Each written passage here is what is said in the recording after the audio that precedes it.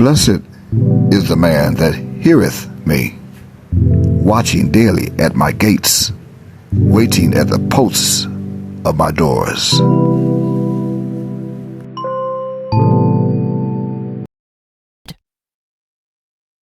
Shabbat Shalom Aleichem to all of you who are of the Celestial Lodge, and Shabbat Shalom Aleichem to all of ye that are of the world, those who continue to choose to follow the precept of men, according to Isaiah chapter 29 and verse 13. Coming on again today to deliver a very important message and a thesis, something that those of the tribe of Yehuda that are dwelling here in the United States must know. No matter what religion that they are following now, no matter what God that you have adopted yourself into following,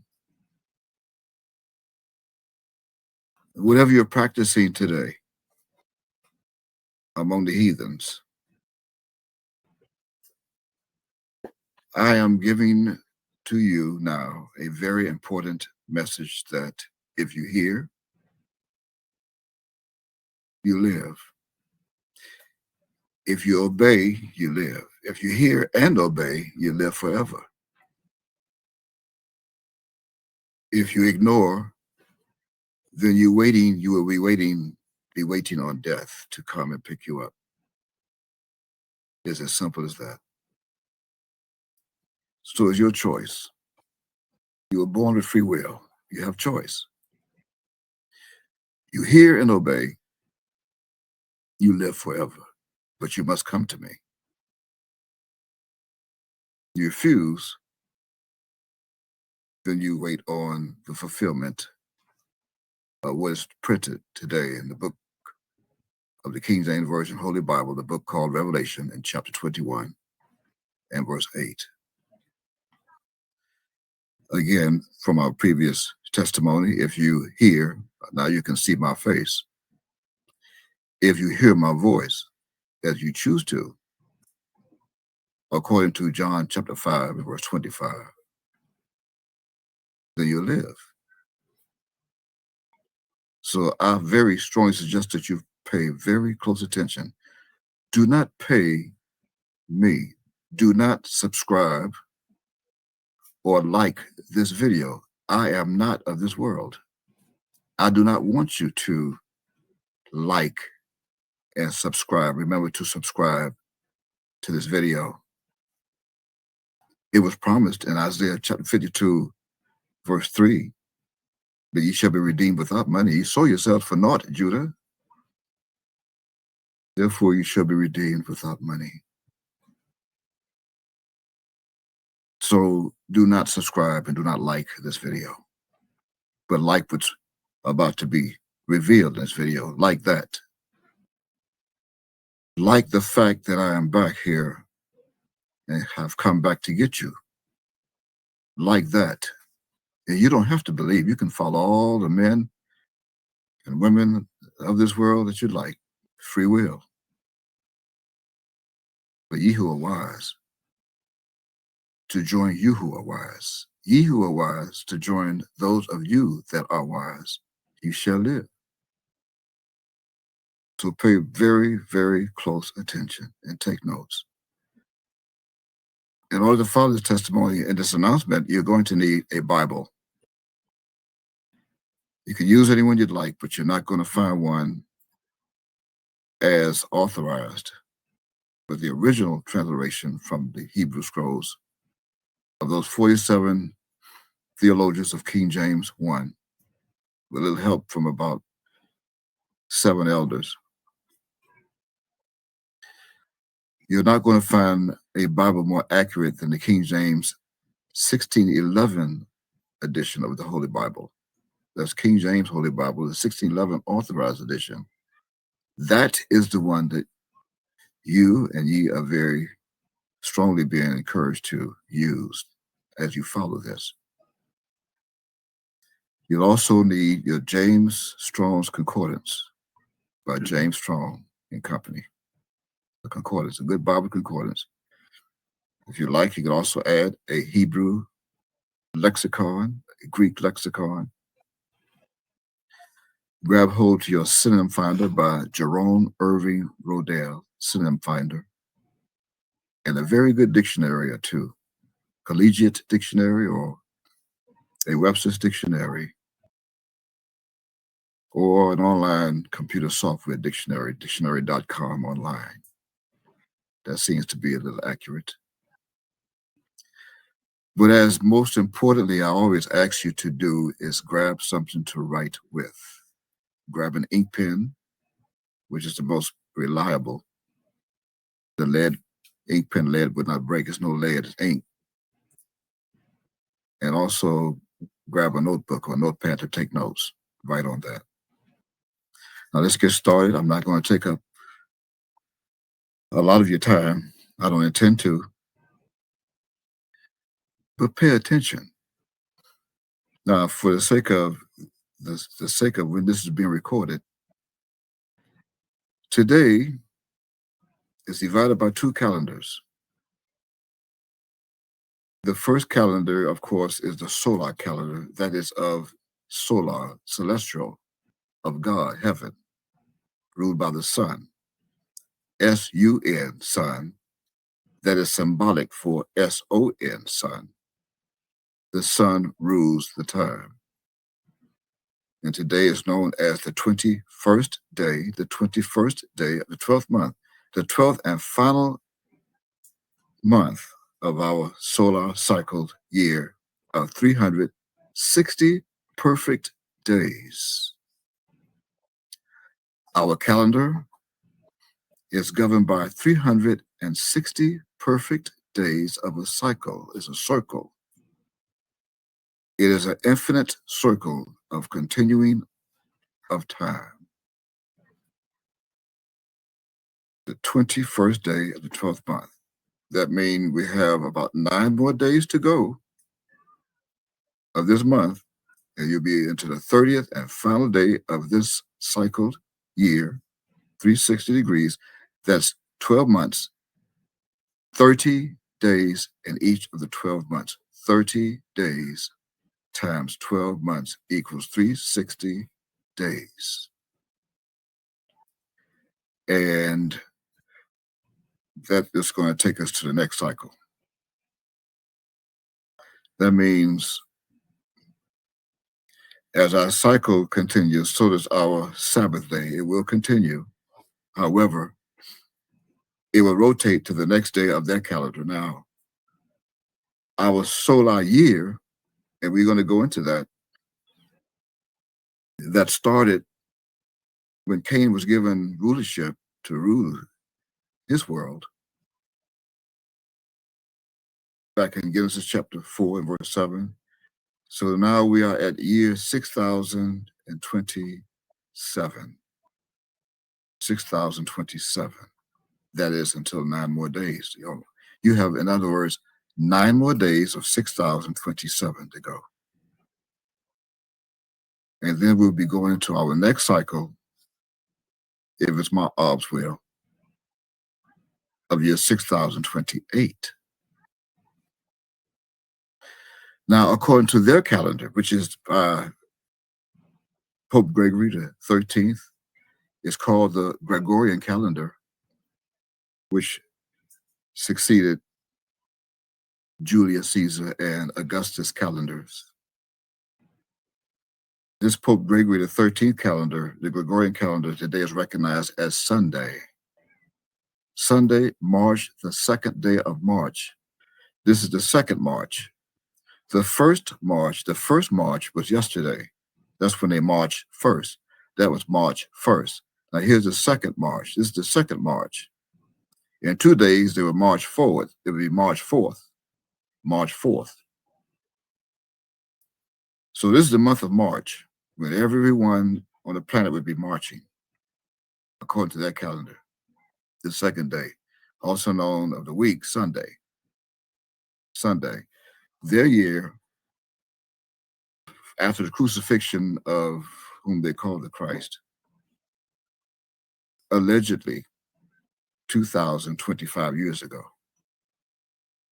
So that means that this year is recognized by that same calendar as 2025. 2025. Now that takes care of the date. That way no one will err with this recording, and you will not have an excuse not to follow what I'm about to reveal, that you must obey. But what you think is Passover is not physical. Most of my people who are hard-headed, stubborn, stiff-necked, rebellious, they're going to be recognized in a so-called Passover and Feast of Unleavened Bread that does not exist. It's not physical. It is not a physical feast. And you were told this in a recording in my latest video, my last video. You were told that in a recording that was left in a memo, a recorded memo that was recorded by whom you called, I quote, Yahweh ben Yahweh, end quote, who is spiritually and biblically known throughout history as John the Baptist. And he told you in that recording that was recorded in 1992, January 1992, that we are going to have a feast. And we're going to feast. We're going to continue to feast. But this feast that we're going to have and continue is not a physical feast. And I know some of you will get so excited and you'll want to prepare for me to come home. And you can just see yourself now getting all this dinner ready, etc. And I may not be there. You see, the real feast is not physical. And none of you will be able to deceive me with a physical feast. In fact, I'm not going to allow an unclean person to fix a meal for me anyway. Some of you think unclean is when you're on your issue, I know. Some of you think unclean means when your hands haven't been washed and your physical clothes are soiled. No, no, no, no. The old mindset is unclean. That means the Feast of Passover, which you thought allegedly was the Feast of Passover unleavened bread, is not a physical feast. That means you are not to eat unleavened bread. That's Jewish. See, that's symbolic. This bread is symbolic, it's allegorical. It's also celestial and prophetic. Bread. So your fathers, they did eat bread in the wilderness. They ate manna in the wilderness. They ate manna. And they ate what they call today, more modernly, as waffles without syrup. See, that would be the physical bread. But the bread that you are to eat during this and my Passover is spiritual, is also symbolic. And you're looking at the symbol of that Passover. We're going to get to that in a moment. It's going to be proven. But back to what you must observe and continue to obey. Those who are obeying, you must recognize 9 more days will be the last day, the last and final day of the 12th month of our solar year, 6027. And that will end not this coming Tuesday, but the following Tuesday, which would be known as March the 10th. March 10th, Tuesday at sundown, to Wednesday at sundown, the 11th will be, according to the calendar and our count, the final day going to the next year, the next cycle. Not new, we don't have New Year's. Not the same as New Year's that they recognize on January 1st, every year, midnight. However, we are observing our Sabbath day, the 6027 year. Our Sabbath day is now being observed from sundown Saturday to sundown Sunday. We're in it right now. This is Sunday for that calendar. We are right almost at the end of our Sabbath day, Shabbat. And our Sabbath days rotate. Our annual Sabbath day that we observe every 7 days rotates. That means that supposedly, according to this calendar, our Sabbath day is supposed to rotate from sundown Sunday now the next year, sundown Sunday to sundown Monday. However, we just announced that the last day would be sundown Tuesday of that calendar. Why so? Well, here's the mystery. That calendar is reprobate. That calendar is false. That calendar has been adjusted by a timekeeper of Satan, or timekeepers, is more than one. That means they also added 5 days to that calendar. That's why you come up, when you look at that calendar with 365 days, they added 5 days to their calendar to keep the door open. You don't know that. I'm revealing secrets and mysteries, which promised that I would do so when I come back. They added 5 days to their calendar to coincide with Hay, our 5th Hebrew symbol, to keep the door open for Cain to rule an extra 5 days of a year. That Hay 5, the 5th Hebrew symbol, governs and protects the life source of this planet, which is Yod. Now we are coming on the Tetragrammaton that you thought was the name of God. From right to left is known as Yod. One Hay, the first Hay, there's 2 Hay. There's 3 symbols, 3 symbols. Of course, Hay is positioned twice. So you have from right to left, Yod, Yod, Hay, Wab that protects all who comes in and out the door. And finally, the last Hay, the second Hay, which is the 5th Hebrew symbol and what they use to keep Cain ruling. So you have from right to left, Yod, Hay, Wab, Hay. There is no Wav. There is no W-A-V. There is no V. There is no V in Hebrew. There's no V in Greek. There's no J in Hebrew. There's no J in Greek. It's Wab with Beth. Wab. W-A-W-B. Wab. Now, with that said and proclaimed, it was promised in Matthew, we can go to that I would come in the last days and I would shorten the days. Let's go there. Let's make that first scripture. Go to Matthew chapter 24, and we're going to show you. Matthew chapter 24 and verse 22. We're going to come back to Matthew, but the subject right now is shorten the days. I'm going to start at verse 21.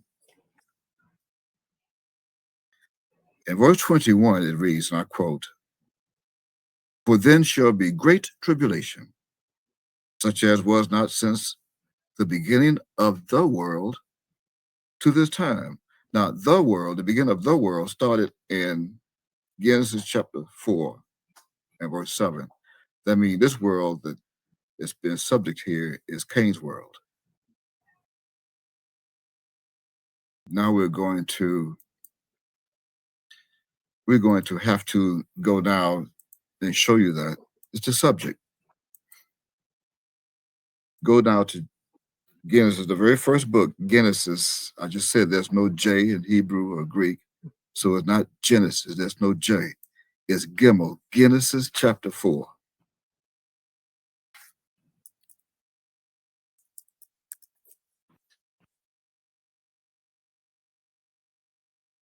Go to Genesis chapter 4. And going to read beginning at verse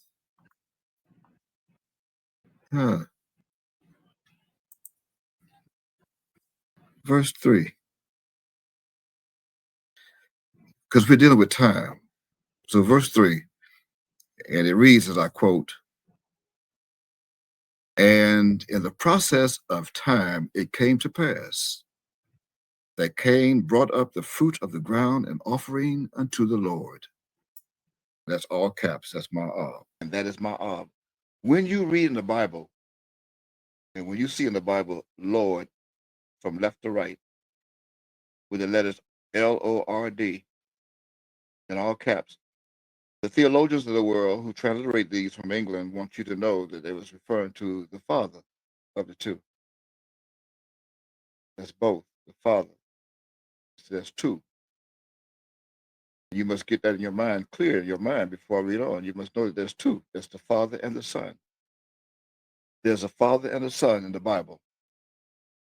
The Father is known in all caps, Lord. And sometimes you see the Lord in all caps, and next to it you see the capital G and lowercase od. That's still the Father. There are also times when you're going to look in the Bible, you're going to see capital L, lowercase ord. That's capital L, uppercase L, lowercase ord. That's the Son. And sometimes you may find in the Bible capital L, uppercase L, lowercase ord, and next to that, you'll see God in all caps. That is still the Son. That's how you distinguish the one from the other. The Father's always big. He's bigger because he's greater. He is the greatest. He's God. He created the Son. That's all cap. That is the supreme being, the almighty and existing one. Uppercase, all uppercase, Lord. And verse 4 says, "And Abel, Abel, he also brought up the firstlings of his flock and of the fat thereof. And the Lord had respect unto Abel and to his offering." This Abel, as another revelation, Abel, was actually the first God that came from the loins of Adam, the man, here on this planet. I said this Abel, the way you see it spelled here in English from left to right, Abel, is the first God that came from Adam and from the God of the Hebrews, who's known as Ab. We call him Ab as father. Ab, Aleph is father in Hebrew, according to Strong's H1, reference H1, Strong's. That's father. As you look at Abel, Abel, you have from left to right, Ab, AB. Then you have the last two letters from left to right after B is EL. That's short for Elohim. So when you look at Abel, there never was an Abel. There was God, the Father in the flesh, who came from the loins of the man, the garden, and from the womb of the woman. That was the first one.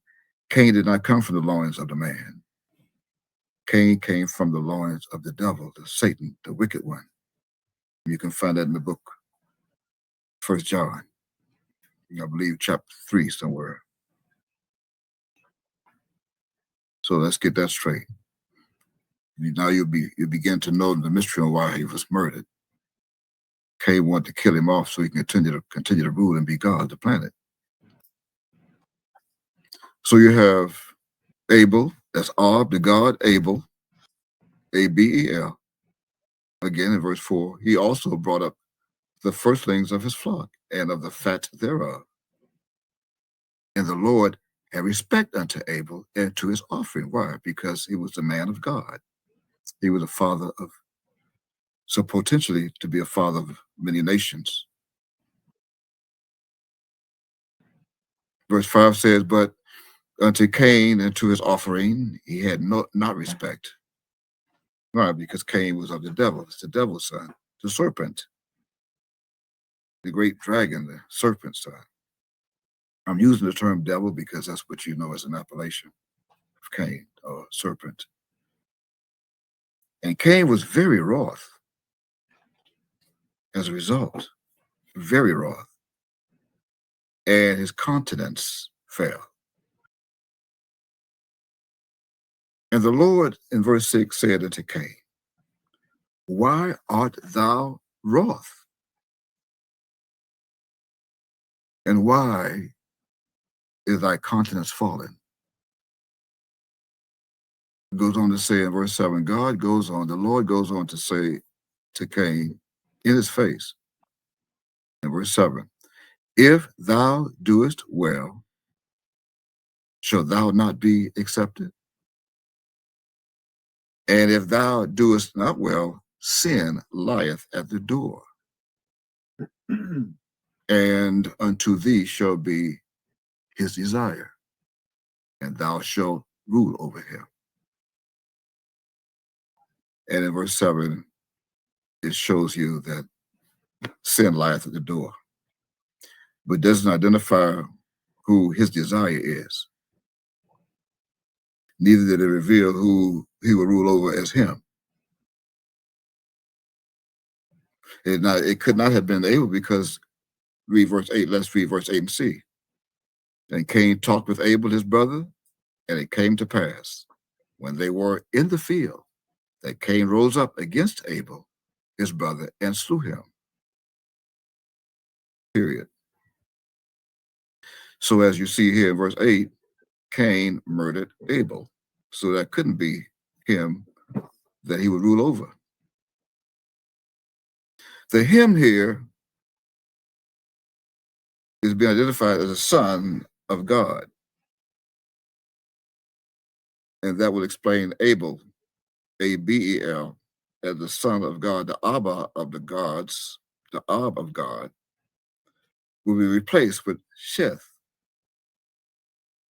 And through Sheth is how the son returned today, through the loins, from the man to Sheth, all the way to Judah today.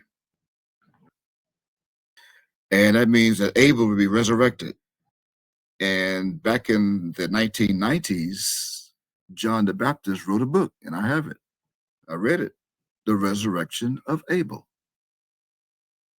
The resurrection of Abel is an appellation that represents the Son of God to be resurrected in the last days, so that he would bring sin back with him that would be lying at the door,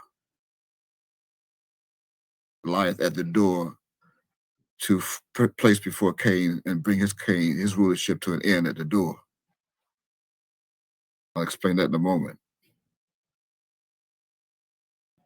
But here you see that in verse 7 was given 6,000 years for Cain to rule this planet, his world. Now going back to Matthew chapter 24, what Cain did was he took an extra 5 days to the Hebrew calendar, and he added 5 extra days to the Hebrew calendar and created his own calendar. He created his own calendar. 5 extra days, 365 days a year. That means he put a WAP in the circle. It's 5 extra days. He put a WAP in it, a WAP, a lump. He put a lump in the circle of the celestial arch, a cycle, that will also cause you, Judah, to worship the feast of Passover and unleavened bread with that lump. So you need a new lump. You need a new lump. You still working with the old lump. Let's go to that real quick till we get that out of the way. Go to 1 Corinthians for a moment. Chapter 5. So you're looking at Passover. Now, we're not done with the time. We're going to explain to you why we're not going to recognize from sundown Tuesday to Wednesday as a Shabbat. But you need to find out who is who and what is what before it's too late. I'm looking right at you, and you're looking at me. 1 Corinthians chapter 5, begin at verse 1, and I'm going to read it. I quote, "It is reported commonly that there is fornication among you, and such fornication as is not so much as named among the Gentiles, that one should have his father's wife. And ye are puffed up, and have not rather mourned that he that hath done this deed might be taken away from among you. For I verily, as absent in the body, but present in the spirit, have judged already, as though I were present, concerning him that hath so done this deed, in verse 3. Verse 4, in the name of our Lord the Christ, that JES, US does not exist. There's no such name as that in Hebrew. When ye are gathered together, see, I went over ye and you in my previous testimony. You can find it online. That's why I had to reveal ye and you, so when I continue on now of this short time that's left, you would know the difference between ye and you. Right now, I'm addressing ye. See, when ye are gathered together to worship your Passover in a couple of weeks from now, because ye is going to do it. Why? Because ye is hard-headed. Ye do not believe. See, ye do not believe, so ye are going to go ahead and fix your unleavened bread, and ye are going to observe your Passover wearing all white and dress your children up in white. And you're going to continue to lay flat as you eat that flat bread. See, going back to the bread I bring is my body. I bring my body. My body is the bread that you should be eating today at Passover. I am the Passover. I'm going to show you in a few moments, a few more verses. I am the Passover. It's my bread, my body you should be eating. What's in my body? My mind. You should look at my presence. I'm here with you. You should be looking at me and see that I'm here. And I've come back for you.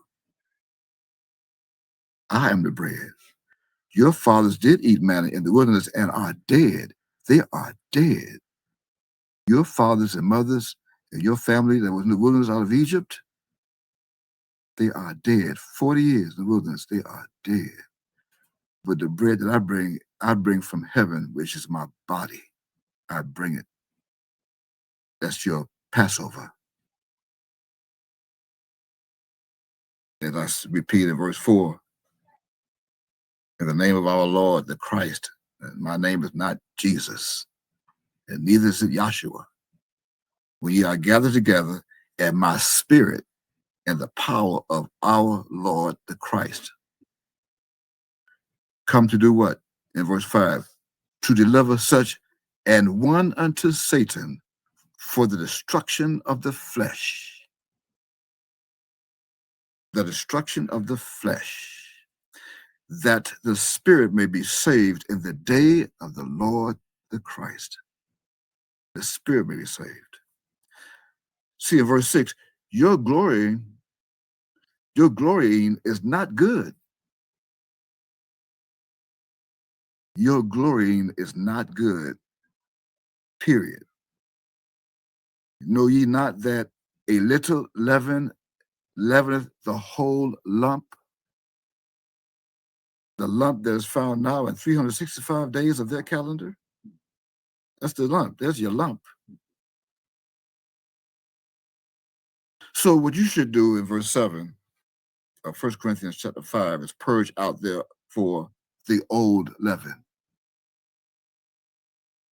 I said, purge out therefore the old leaven, that ye may be a new lump. See ye, that ye may be a new lump and come back to who you were supposed to be. As ye are unleavened. See, ye are unleavened. Ye are, not you. All of you are not leavened with me. For even Christ, our Passover, is sacrificed for us. That's verse 7. Verse 8 says, therefore, let us keep the feast, which is not a physical feast. I am your physical feast, flesh, not with old leaven, in verse 8, neither with the unleavened of malice and wickedness. but with the unleavened bread of sincerity and truth, as in the spirit of truth. That's in the verse 8. And see, for those who were back in the days, you're looking at John the Baptist that you think was the son of God. He was not. He wrote a book. His book is available. I had this book since it came out, 1993. It's called An Introduction to Hebrew, the Language of God, Yod Wafe. And you can see I've had it for, with 1993. That's 32 years. But if you know the difference between 1992 and 1993, 1992 makes 33 years this year. 33 years since 1992. That's something supposed to happen with 33. I mean, the third book would be resurrected of the Bible. And all that was in the book, the third book of the Bible, all that was in the book prophetical is going to come out now in the 33rd year from 1992 of that calendar. That's why I'm revealing it now. It's prophetical. In this book on page 20, I believe it's 28.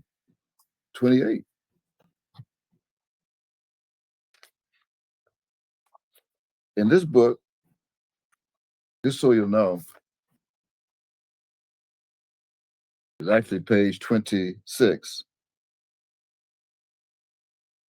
In this book on page 26, whom you call Yahweh ben Yahweh, in quotes, spiritually John the Baptist, you wrote on page 26, the very same scripture that I just read, and as a reference, 1 Corinthians chapter 5, verse 7. I'm going to read it from this book.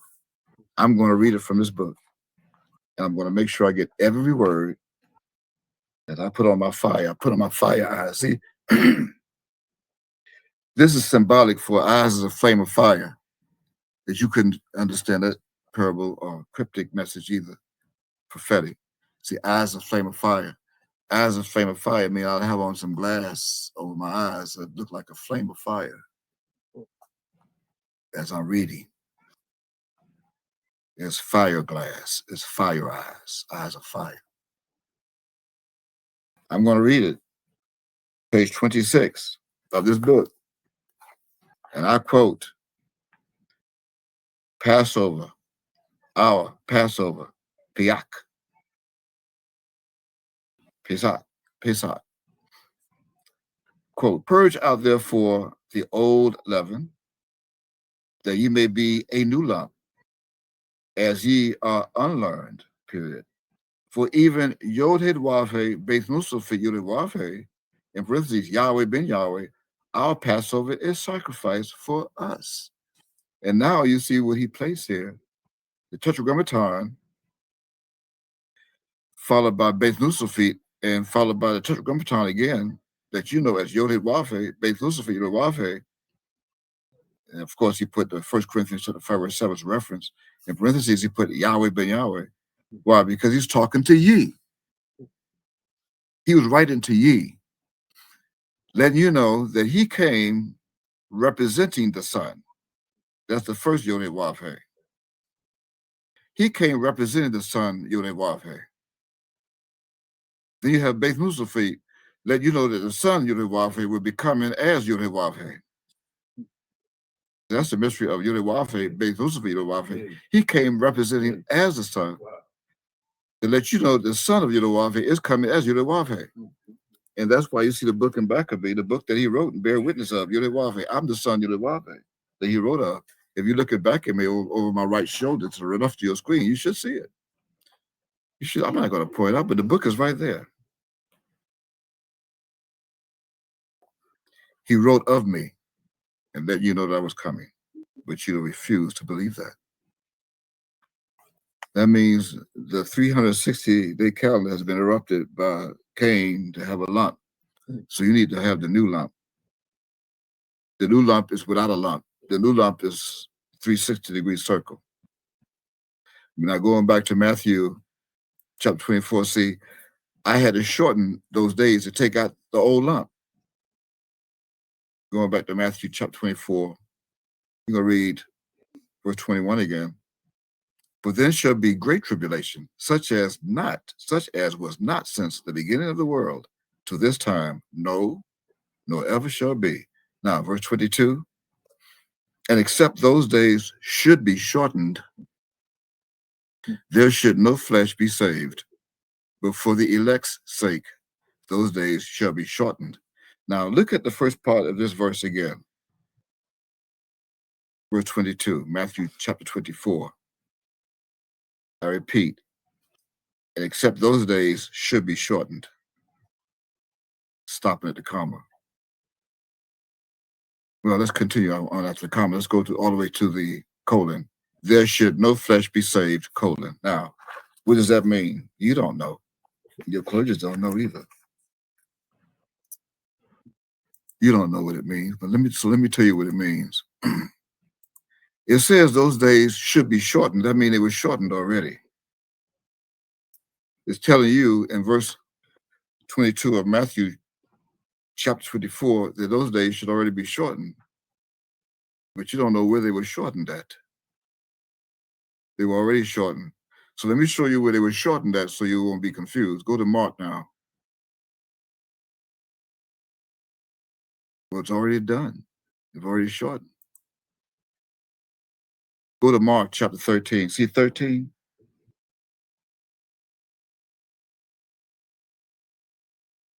Verse 20. Mark chapter 13, verse 20.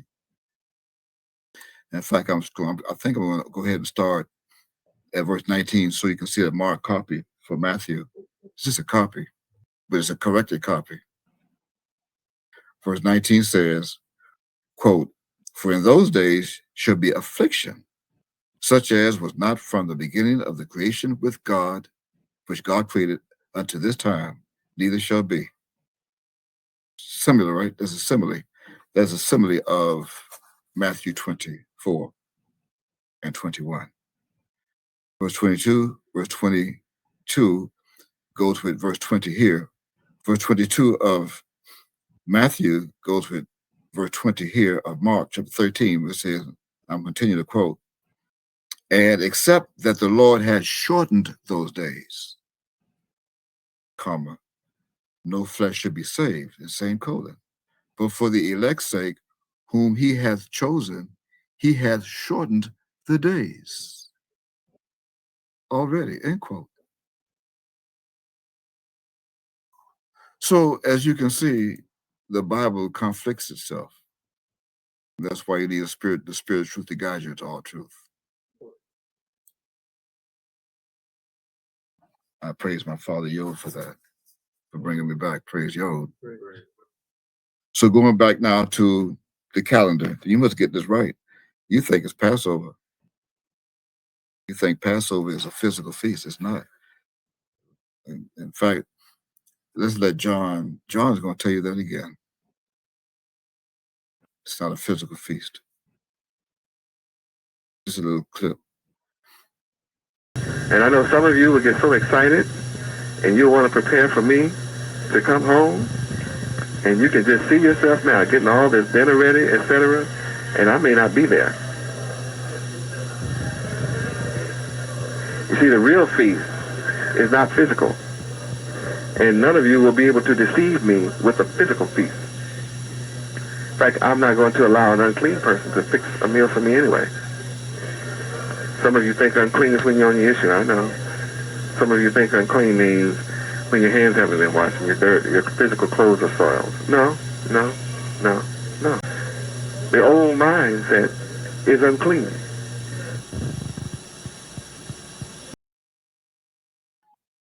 So once that's confirmed,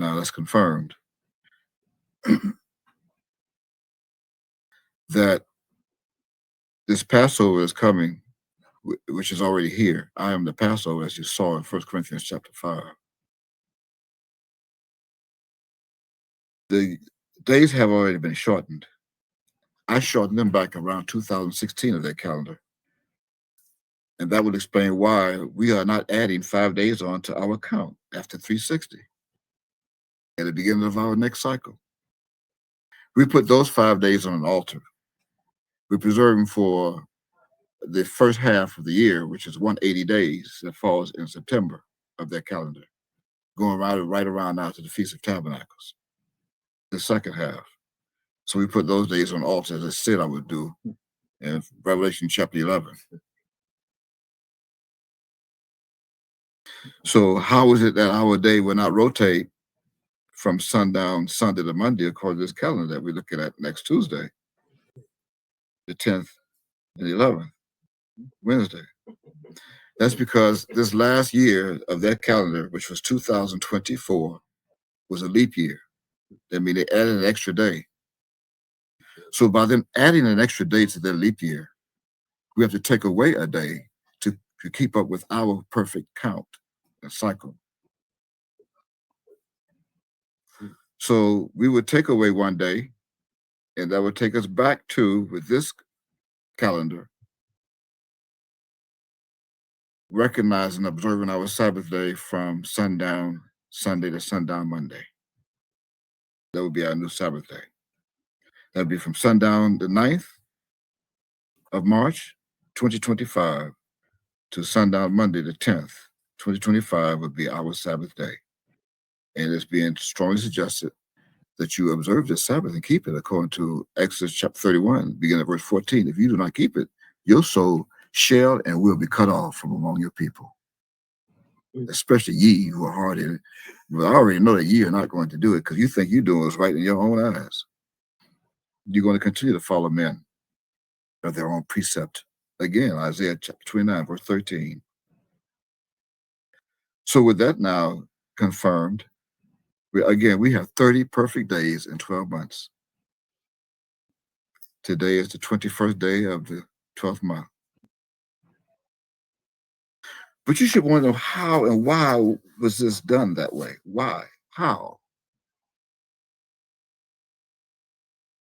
Well, it started in Daniel chapter 7. Daniel chapter 7. But before we go there, go back to Matthew for a moment, chapter 24, and let's see what happened in the beginning. Why are you being deceived this way?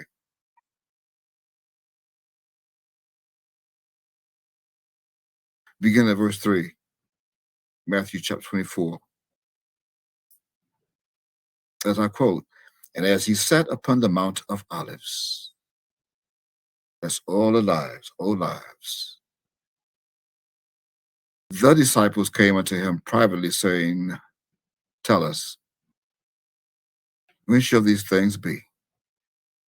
And what shall be the sign of thy coming and of the end of the world? Question, the end of whose world? The end of Cain's world. Remember, we're going back to Genesis chapter 4. Cain was given 6,000 years to rule. That gives us this time subject now. The subject of time. Verse 4 says that Christ said to them, take heed that no man deceive you. And that's the first mistake you made. You let man deceive you. You let man deceive you. Into what? Into believing rumors, changing his calendar and his time, that you are governing yourselves by his time, his calendars. That's why you celebrate a birthday. Every year, you celebrate a birthday. Happy birthday. That means you were born over and over again, no matter what age you come to be in that vessel. Every year on that date, you celebrate another day, another birthday. And yet your body is growing every year, a year older, not realizing that you only have one birthday. There's only one day that your mama gave birth to you. You need to stop it. You need to come out of her. You heard John say in my previous video, you need a new man real bad. And if you ever hope to be in my presence, you will certainly have to be an angel of Yuhewave. And that's a fact. Because I'm definitely going to Galilee. And for you who think that's a physical place, you still have a serious problem. You need a new man real bad. happy birthday. If anything, it's only an anniversary. So you let man deceive you. Fantasies, illusions, delusional, and all kind of gimmicks and games playing on your mind. So take a look at verse 30 of Matthew, chapter 24. Verse 30 says, and then, well, look at 29. 29 says, immediately after the tribulation of those days, shall the sun be darkened, and the moon shall not give her light, and the stars shall fall from heaven, and they are. See, the stars are falling from heaven. They just had another star fall a few days ago. I think some kind of hackman fell. All these stars are falling, just falling from their heaven. And when they fall, their heaven is being shaken up. The powers of the heavens shall be shaken. They're shaken up. Verse 30 says, and then shall appear the sign of the Son of Man in heaven. And then shall all the tribes of the earth mourn, and they shall see the Son of Man coming in the clouds of heaven with power and great glory. And go look at the video, and you see that the Son of Man is in those clouds of heaven with power and great glory, with clouds of heaven. All the scriptures, when you look at that video, every scripture that you see in that video is a cloud of heaven. And I am in those clouds. I'm in those scriptures. I come in the volume of the book. You need to study the word clouds. You didn't know the mystery to that. Now take a look at, let's get to find out why these times are different. Let's go now to Daniel chapter 7. Daniel chapter 7. Why are these clouds in your mind the way it is today that you thought was coming in the physical clouds? You look at that video again. This time, see it. I'm going to start in Daniel chapter 7. I'm going to start at verse 9 so that you can see that the Christ, the God of the Hebrews, has woolly hair. As I beheld till the thrones were cast down, and the Ancient of Days did sit, whose garment was white as snow, and the hair of his head like the pure wool. His throne was like the fiery flame, and his wheels as burning fire. And look at this scripture. This verse has already been fulfilled because he sat. He went to his secret closet, put back on his holy garment. He took off to come and get you. He used a vessel. That was the Ancient of Days you thought was Yahweh, but Yahweh. He already sat. And if you look at some of his videos, his photographs, his photos, you'll see that woolly hair. And a fiery stream in verse 10 issued out. A fiery stream issued and came forth. See, the issue came out in 1992 and came forth from before him. It was right before him in that jail cell. A fiery stream issued and came forth from before him. It came from before him from the temple and stood right in front of him again in the Turner Guilford Knight Correctional Center in Miami, Florida, 1992. And after that, thousands ministered unto him, and 10,000 times 10,000 stood before him, and the judgment was set. And the books were open, and I'm doing that right now. Just the thousands that ministered before me now. Verse 11, I beheld then because of the voice of the great words which the horn spake. I beheld even till the beast was slain, and his body destroyed, and given to the burning flame. And that just happened too.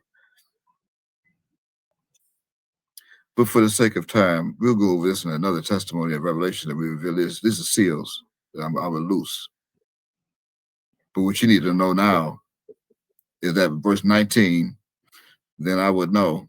Actually, verse 18, but the saints of the Most High shall take the kingdom. I said verse 18, but the saints of the Most High shall take the kingdom and possess the kingdom forever, even forever and ever. And the saints of the Most High are here doing that now on video on YouTube. The Most High is not God. The Most High is the Son of God. It said ancient days, the God is the ancient of days up in verse 9. The Most High is the Son.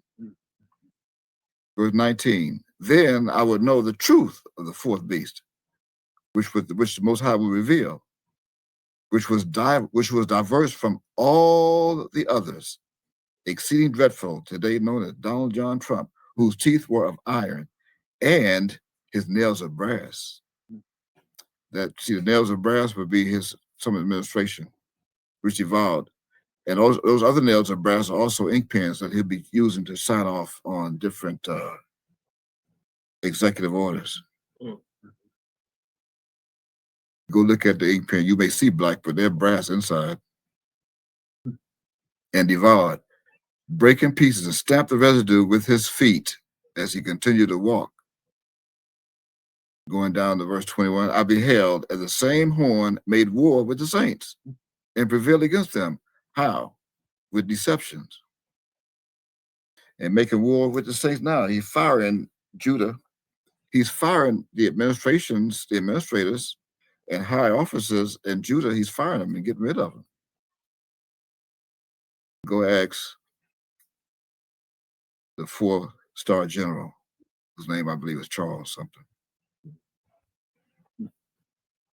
Verse 23.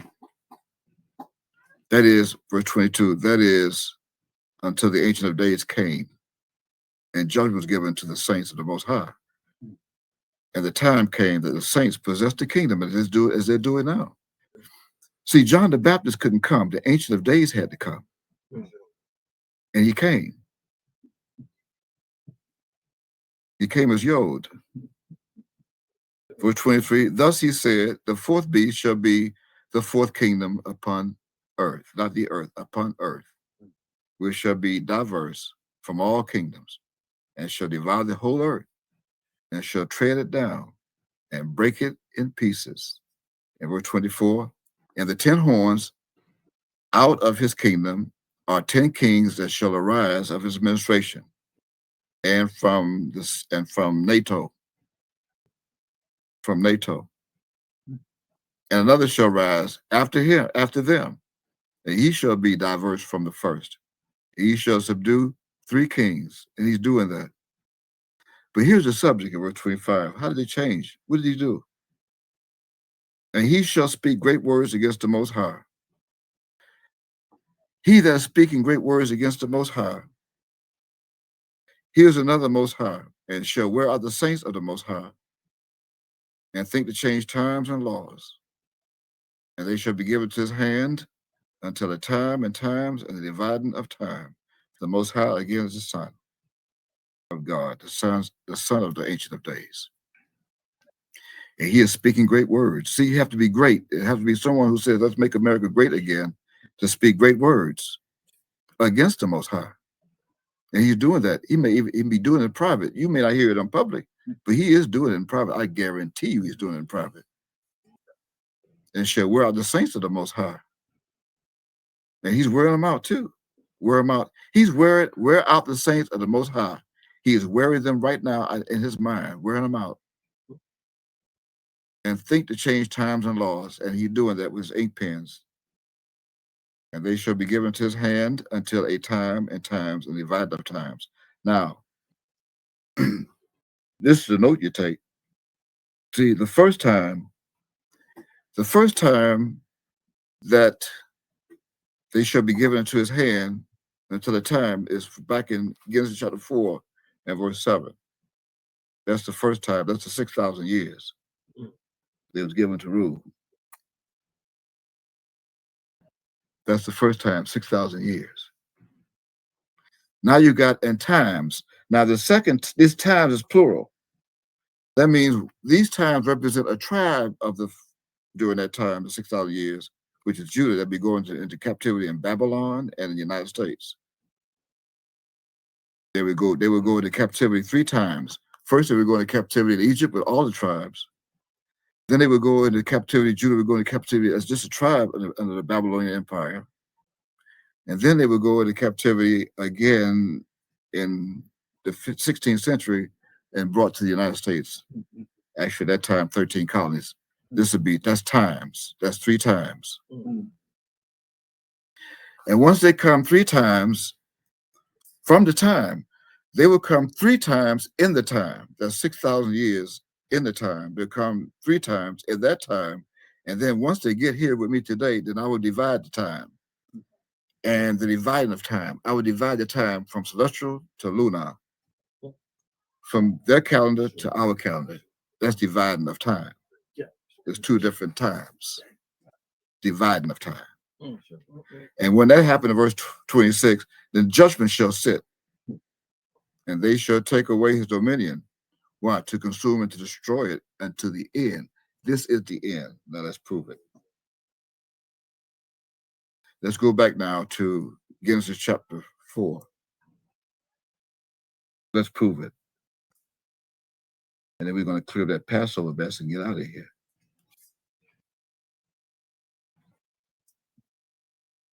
Let's prove it. Remember, the dividing of time is our solar calendar versus Pope Gregor the 13th calendar, the Gregorian calendar. Got it? Okay.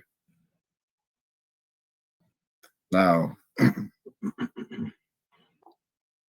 verse 4 of Genesis chapter 4, I repeat, and Abel, I quote, and Abel, he also brought up the firstlings of his flock and of the fatling, and the fat thereof.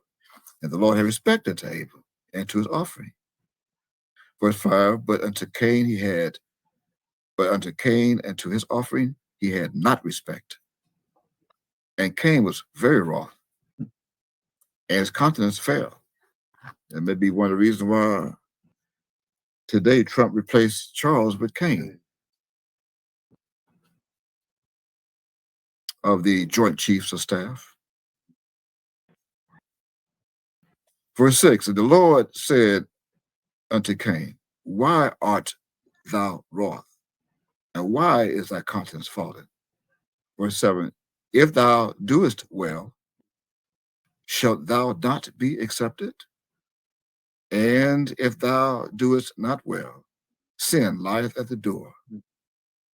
And unto thee shall be his desire, and thou shalt rule over him. And that has happened. This is in verse 7. This should have been up in verse 6 to represent 6,000 years. This 7 represents the 7th day of rest. Why? Because in this verse 7, I am going to make sin lie at the door of Cain, his rulership. Remember, it says sin lieth at the door. Now, what door? Let's find out what these doors are. I hid them in the book called Micah. So go now to Micah chapter 7. I hid a couple of things in Micah chapter 7. First, the doors. Micah chapter 7. I'm going to go to verse 2 first, because the good man must know, you must know who the good man is too. The good man is connected to Passover. This ministry, see this chapter 7? They coincide with verse 7 of Genesis chapter 4. Verse 2 says, the good man is perished out of the earth, and there is none upright among men. They all lie in wait for blood. They hunt every man his brother with a net. That net is to trap them into keeping that Passover, but the good man you must find. I left word for you to find the good man. I mean, put a marker here in Micah chapter 7, and I go to Matthew chapter 26. You're already at Matthew 24, so that shouldn't be difficult. Now go to Matthew chapter 26. I'm going to start at verse 18. This is for all you Passover lovers. Verse 1 in Matthew chapter 26 says, I'm going to quote, and it came to pass. See the past? See, past is there by itself. Yeah. There is no over. So while you looking at Passover, it came to pass. And that's not ED. That's not past. That was printed for a reason. If it had came to pass, it would be ED there. It came to pass. It came and passed. But it came to pass. That means it's coming now to me so I can pass it. It came to pass when the Christ had finished all these sayings, he said to his disciples, ye know that after 2 days is the feast of the Passover. It's over. And the Son of Man is betrayed to be crucified. Because they're going to say, he don't know what he's speaking of. Mika don't know what he's speaking of. So we got to crucify him. Now I'm going to go down for the sake of time, down to verse 17. And I'm going to continue to quote, now the first day of the feast of unleavened bread, the disciples came to the Christ, saying unto him, where wilt thou that we prepare for thee to eat the Passover? How are you going to eat the Passover and not observe it? They knew that he told them that he is the Passover. And what they were doing, what he was doing, was telling them where to meet him so he could feed them some more of the bread himself. Because he's the Passover. And verse 18 proves it because he said, go into the city of Miami to such a man and say unto him, the master said, who? John is the man. My time is at hand. I will keep the Passover at thy house with my disciples here in Miami.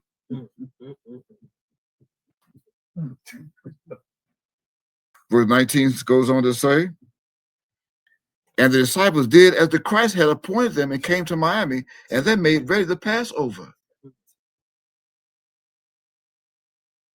And there it is. In verse 20, now when the even was come at sundown, he sat down with those that were there from the tribe of Judah and the other 12 tribes. Does that mean this 12 represents each one of the tribes of Judah can come? 12 tribes. You know it's more than 12. So this is an allegory. He sat down with the 12 tribes of Israel, not Gentiles and no other nation. As they did eat, as he fed them in the word, he said, verily I said to you, that one of you shall betray me, and they did. He did. Do you see it? Verse 22, and they were exceeding sorrowful, and began every one of them to say unto him, Lord, is it I? I mean, you're so powerful. Let me know if it's me. You tell me if it's me. Is it I? He answered and said, he that dippeth his hand with me in the dish, the same shall betray me. And that's the same one who wants to dip his hand in my dish to teach other people what I'm teaching. He wants to be a leader. He wants to be the Christ. The Son of Man goeth as is written of him, but woe unto that man by whom the Son of Man is betrayed.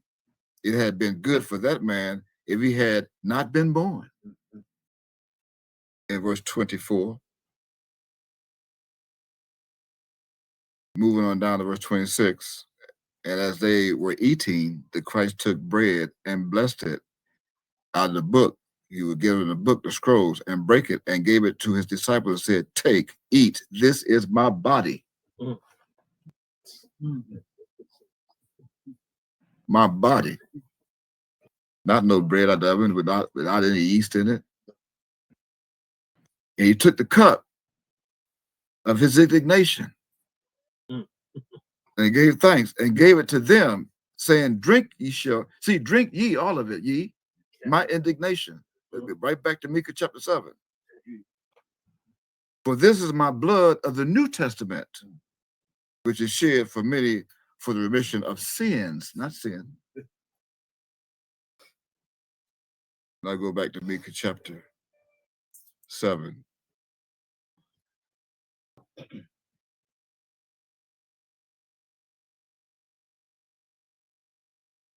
That says what?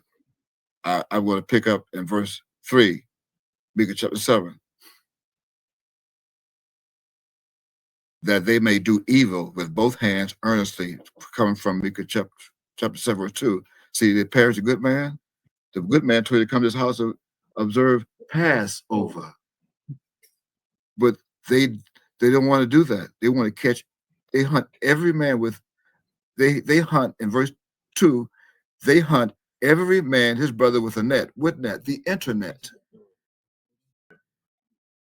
Facebook, the internet. You're welcome to come. Even the circuit net of mail and the email and cell phone net, texting, come to us. That they may do evil with both hands earnestly. The prince asks, and the judge asks for reward, and the great man, he uttereth his mischievous desire. So they wrap it up with great man, their own great man. Go now to Mark chapter 14. Mark chapter 14. What is Passover? Mark chapter 14. I'm going to read beginning at verse 12.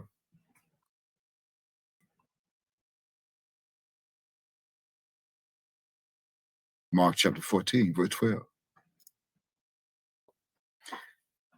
It says, I quote, and the first day of unleavened bread, when they killed the Passover, it was killed. The unleavened bread means that they are no longer worshiping flat-minded people. The first day of unleavened bread, that represents ye. Ye have the unleavened bread. So what they do, they killed it when they killed the Passover. All those who eat unleavened bread, you killed the Passover.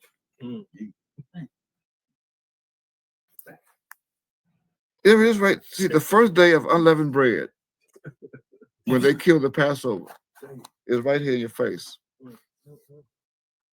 Mark chapter 14 and verse 12.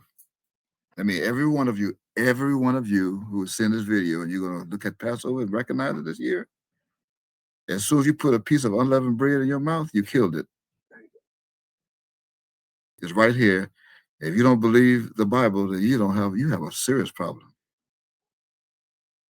And not all the Bible I'm telling you to believe, only that which was recorded and translated from the original Hebrew and not redacted by the devils and changed the truth of God into a lie, as it says in Romans chapter 1, verse 25. You have to know what is what and when is when and how to read it. And you need a religious teacher, someone who knows the book, to show you how to read it. I'm only quoting from You Are Not a Nigger book that John the Baptist wrote.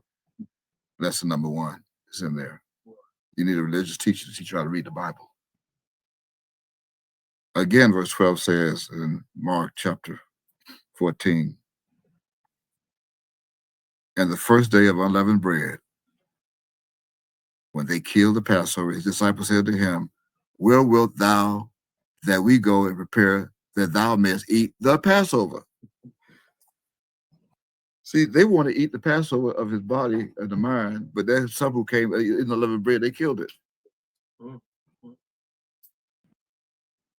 In verse 13, and he sendeth forth 2 of his disciples and saith unto them, go ye into the city of Miami, of Florida, and there shall meet you a man bearing a pitcher of water. Ma'am, follow him.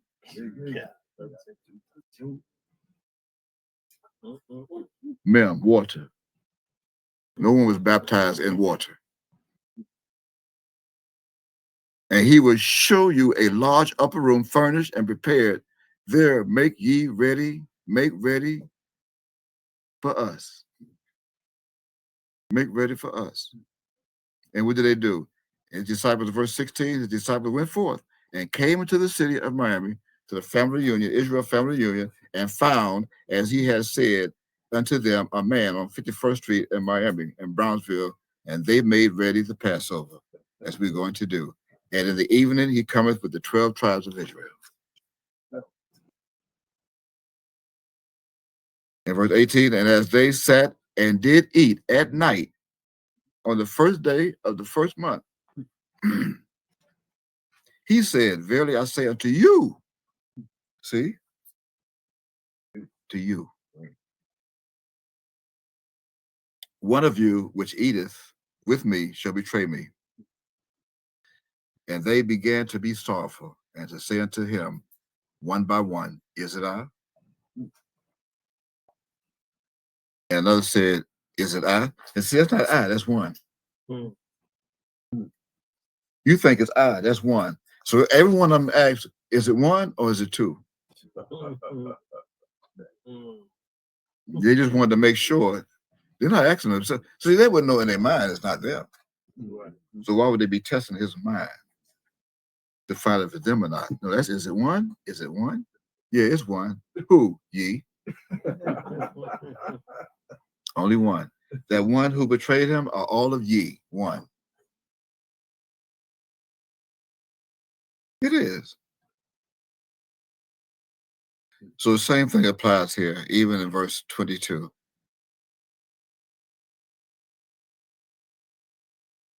As they did eat, the Christ took bread and blessed and brake it and gave to them and said, take it, this is my body. In verse 23, and he took the cup, and when he had given thanks, the cup, the same cup in Psalm 23, he gave it to them, and they all drank of it, the cup that runneth over, of wisdom, knowledge, and comprehension. And he said in verse 24, unto them, this is my blood of the New Testament, which is shed for many. Verily I say unto you, in verse 25, I will drink no more of the fruit of the vine until that day that I drink it new in the kingdom of God that's coming. End quote of verse 25, Mark chapter 14. Go real quick now to John chapter 13. Look at verse 1. John chapter 13.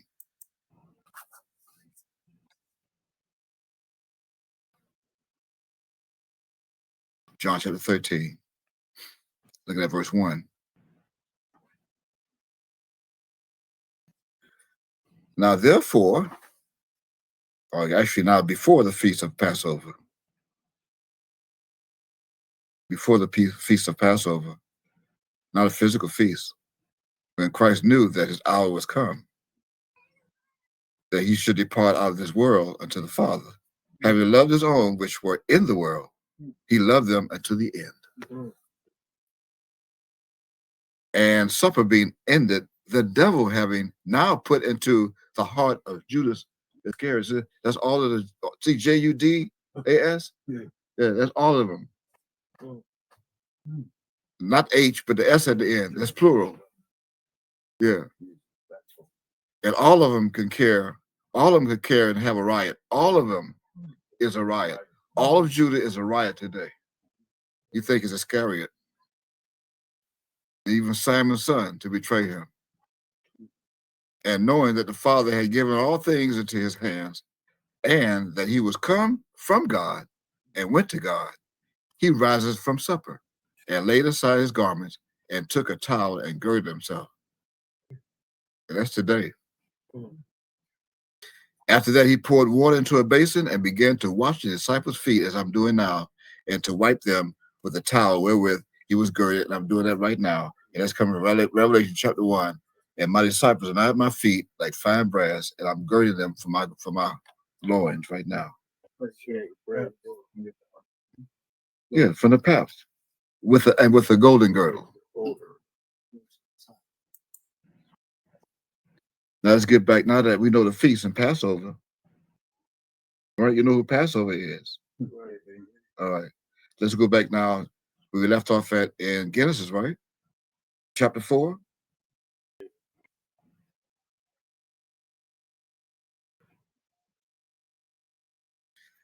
Genesis chapter 4. And let's look at verse 7 again. Because his conscience fell. Okay. If thou doest well, in verse 7, shall thou not be accepted. And if thou dost not well, sin lieth at the door, and unto thee shall be his desire, and thou shalt rule over him. And he's dead. He had done that.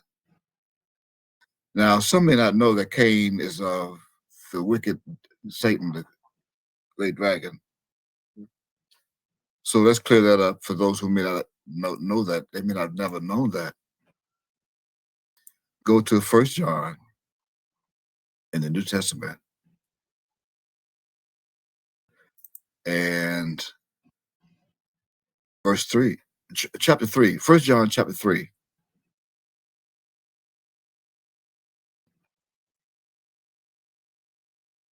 First John, John. See, First John. I can't say John because I'm not John. 1 John, chapter 3, beginning at verse 1. And you must hold this now. You must hold this. Behold, what manner of love the Father has bestowed upon us, that we should be called the sons of God. Some of you think God only has one son. That's not what it's saying here. All of you that believe on my name, I have power to make you become the sons of God. And I am doing that now. Why? Because you believe on my name. You do, not ye. You do. So I have bestowed upon you that you should be called the sons of God. Therefore, the world knoweth us not, because it knew him not. Did you hear what I said? The Son knoweth all of you. I know ye too. But the world knoweth us not, because it knew him not. Verse 2, beloved, now are we the sons of God, and it doth not yet appear what we shall be. But we know that. We know that. When he shall appear, we shall be like him, dressed in purple, and be with him like him in the same city. For we shall see him as he is today, in the vessel, in the flesh. And every man that hath his hope, this hope in him, purifieth himself, even as he is pure. I mean, whosoever committeth sin transgresseth also the law, for sin is the transgression of the law. And which sin is that? See, there's more than one sin. This is not the sin of Genesis chapter 4, verse 7. And you know that he was manifested in verse 5 to take away our sins, and in him is no sin. That's the transgression of the law. This is not the sin, I repeat, this is not the sin that lieth at the door of Cain. Verse 6, whosoever abideth in him sinneth not. Whosoever sinneth hath not seen him, neither known him. In verse 6. So little children, let no man deceive you. That sounds familiar. Let no man deceive you. Let no man deceive you. Let no man deceive you.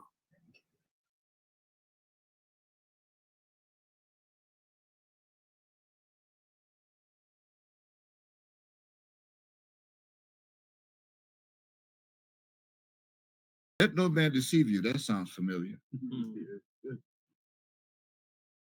Let no man deceive you. Let no man.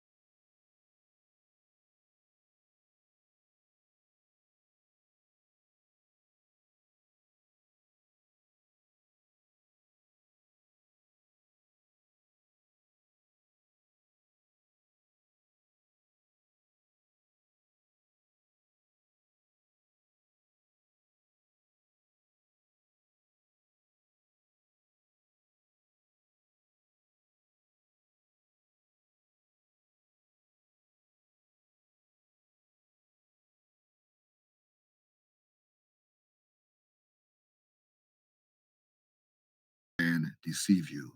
Let no man deceive you. Little children. He that doeth righteousness is righteous, even as he is righteous. Verse 8, he that committeth sin is of the devil. He that committeth sin is of the devil. Remember that. How that? For the devil sinneth from the beginning. Murder. The devil sinneth from the beginning. Period. For this purpose, the Son of God was manifested, that he might destroy the works of the devil. What works of the devil? One work is he adding on 5 days to a year. And he also divided time. Yeah, he divided time. See, had there been no Gregorian calendar, then time would have never been divided. Because at one time, the Romans were obeying the time of the Hebrew calendar. They created their own calendar. So that means what? Whosoever, in verse 9, is born of God does not commit sin, for his seed remains in him, and he cannot sin. Why? Because he is born of God. In this, in verse 10, the children of God are also manifested as the Son was manifested. And the children of the devil, I say it in verse 10, in this the children of God are manifested, and the children of the devil are what? They're not manifested. You don't see it there, do you? Why? Because it was preserved in the last days that I will come and manifest the children of the devil. As I remove sin that led the door of Cain's rulership and closed the door. That I revealed who the devils of Cain are. And I'm manifesting them today. Why? Because whosoever does not righteous is not of God. Neither he that loveth not his brother. Nah, I just manifested him. So whoever does not love the brother is a devil of Cain. And that includes those of my own people, Yehuda, that does not love me or love my brothers. You are of the devil. You are of your father, the devil. And the lust of your father you will do. Why? Because he was a murderer from the beginning and abode not in the truth. And when he speaketh of a lie, he speaketh of his own. Why? Because he is a liar and the father of it. I'm still in verse 10. I said, whosoever doeth not righteousness is not of God, neither he that loveth not his brother. Why? For this is the message that ye heard from the beginning, that we should love one another. Now you have Matthew chapter 22, verses 37 through 40. Love your brother as thyself, your neighbor. In verse 12, not as Cain, who was of that wicked one and slew his brother. Of Genesis chapter 4, verse 8. And wherefore slew he him? Because his own works were evil, and his brothers righteous. So marvel not, my brethren, marvel not. If the world hate you, then marvel not, because the world hates you because of that. We know that we have passed from death into life, because we love the brethren.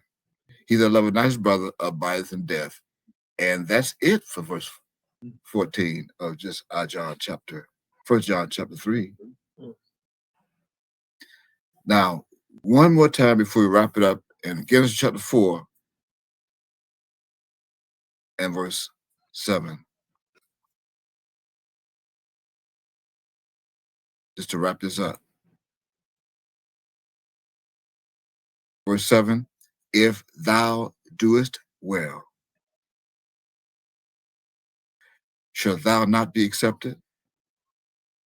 And if thou doest not well, sin lieth at the door, and unto thee shall be his desire, and thou shalt rule over him.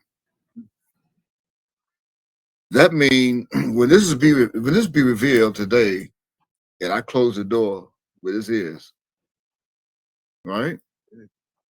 I would do it well. and I would do it. It would be due east, where we are right now. It'd be due east. I'll be in the east part. I'll be in the eastern part of the country where Cain would be ruling with his father, the devil, with the great dragon. You don't see it? I mean, I got to point it out to you. Okay, look at it. Look at DOEST. They just left out the E. They left out the A. Why? Because A ascended. That's two words. That's DO space EST, A ascended, that which was the vessel that John used. A. You go back to the video. You say I'm A. So A ascended. Now I'm here in the east. I am due east, and I'm doing it well.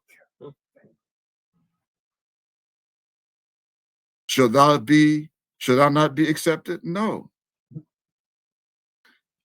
You cannot be accepted. Why? Because you're not accepted. And I'm not going to leave you out. You're not accepted. So you must now accept this. If thou doest well, if thou doest not well, see east, do east, not well. That means I'll be in the east, I'll be due east because he didn't do well. And at that time, sin would be lying at the door. That means he lieth, it lies. See, he lied at the door. And unto thee shall be his desire, and thou shalt rule over him. Now it's going to reverse. My desire is going to be to close the door, and I'm going to rule over him. Why? Because the first shall be last, and the last first. He that leaves the captivity must go into captivity. Now let's go back to Matthew chapter 24, and let me show you that these are the last days. Matthew 24.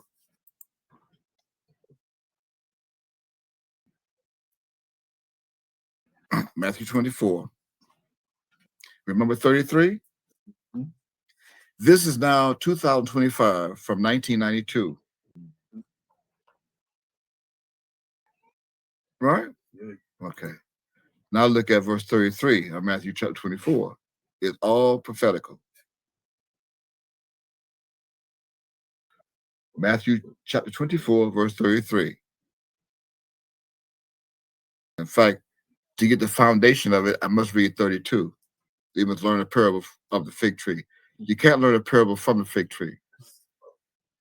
Now you must learn a parable of the fig tree. This fig is a abbreviation for figurative, as others try to figure it out. And they could not. When his branch is yet tender and putteth forth leaves, we know, ye know that summer is nigh. Because that's what you're looking for. It'd be now March, 3 more months. Actually, you got April, May, and June. You go on June 21st. They said it on the almanac.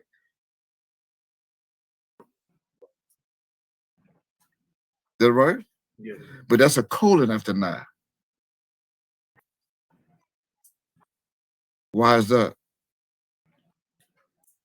Because we're going to introduce Matthew chapter 24, 33, we're going to introduce the results of Genesis chapter 4, verse 7. And by the way, they cut off the stem on this N-I-G-H. That first N supposed to be an H. Summer is high.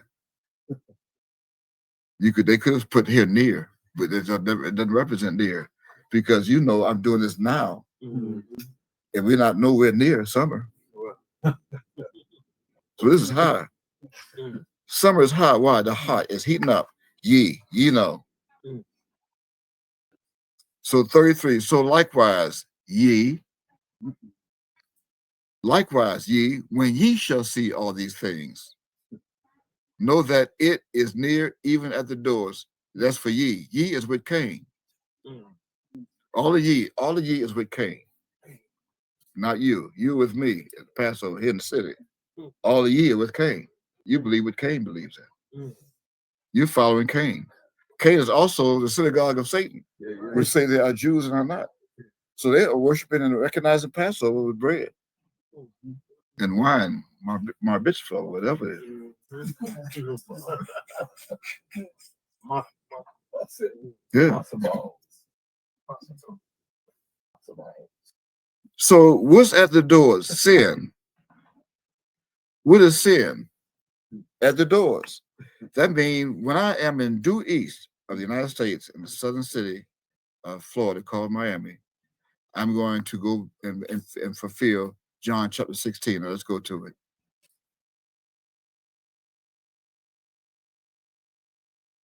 John chapter 16.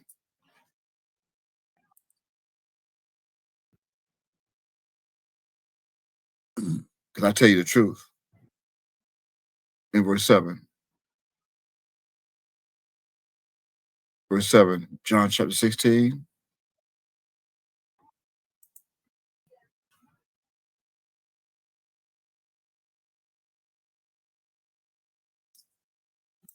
All right. Nevertheless, I tell you the truth. I also told you the truth, but you can't accept it. You won't accept it.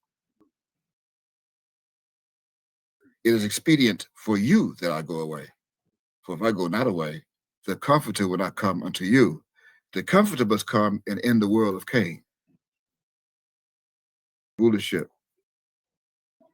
But if I depart, I will send him unto you. And when he has come, he will reprove the world of sin that lieth at the door for Cain, and of righteousness and of judgment, of sin, because they believe not on me, of righteousness, because I go to my Father, and ye see me no more, and they haven't seen me since. And they still cannot see me.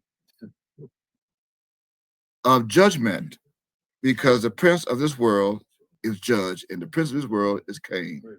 He's the prince of the world, not the king of the world. The king of the world is his father, Halel. So now I am full of power by the Spirit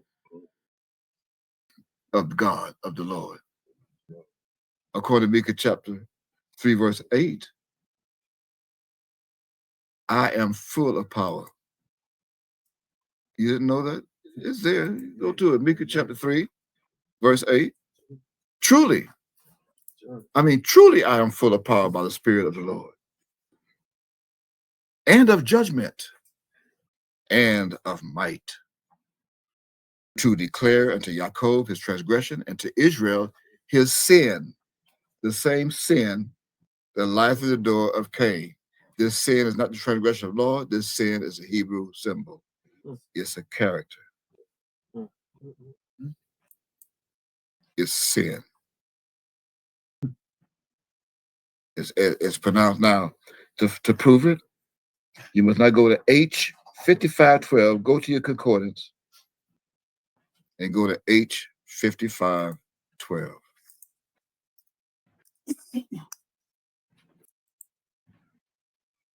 And you'll see sin.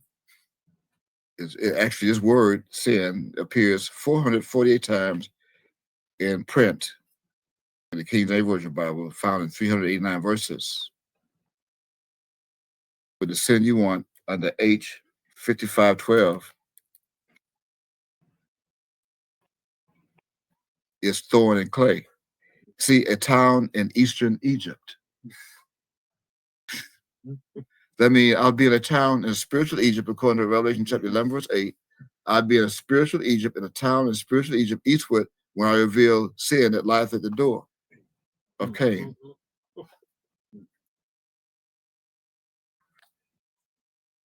Are you getting this? Okay, and this sin under 5512, the children of Israel will be experiencing in Egypt again today, looking at Passover. Yeah. Journey in the wilderness, according to Exodus chapter 16, verse 1. And I'll read it quickly. And they took their journey from Elam, and all the congregation of children of Israel came into the wilderness of Sin. This sin is not transgression of the law, which is between Elam and Sinai on the 15th day of the second month. And after that, they departed out of the land of Egypt. This sin, remember, it does not have an etymology. It's spelled from Hebrew, from right to left, in Hebrew, Hebraic, from right to left. Samak, Yod, Nun Sofi. Sin. Don't you see it? It's there. Don't you see S-I-N? They want to pronounce it sin.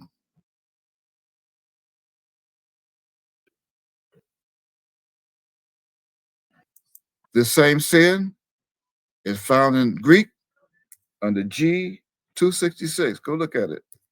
G266. See, sin lies at the door. I'm going to take you to the door, then we're going to close the door. That would be it. This G266 is equivalent to 264.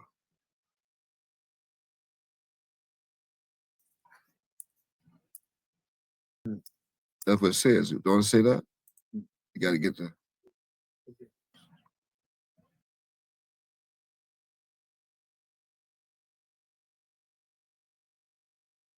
Look at, go to G264 for a moment. We're going to go back to that though.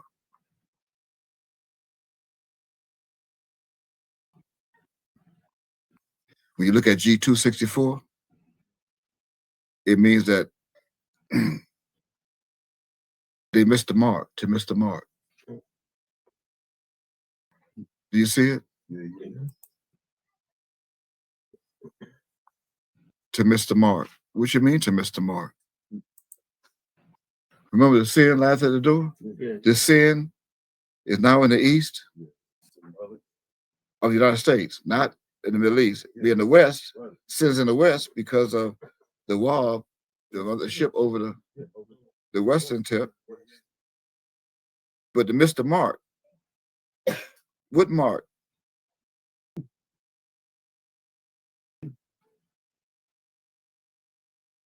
This mark is also found in Genesis chapter 4.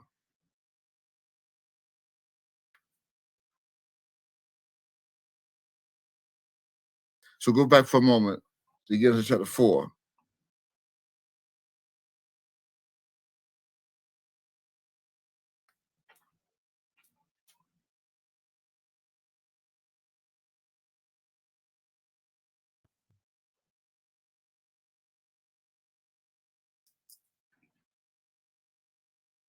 And look at verse